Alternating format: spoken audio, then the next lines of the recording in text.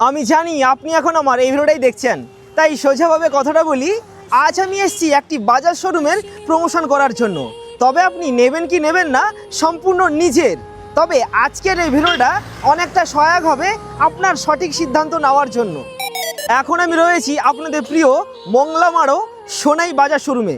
মংলামারো উচ্চারণটা আমি ঠিক করলাম? যদি উচ্চারণ ঠিক হয়ে থাকে তাহলে কমেন্টে ইয়েস, যদি উচ্চারণ ভুল হয়ে থাকে তাহলে কমেন্টে নো লিখে কমেন্ট অবশ্যই করবেন।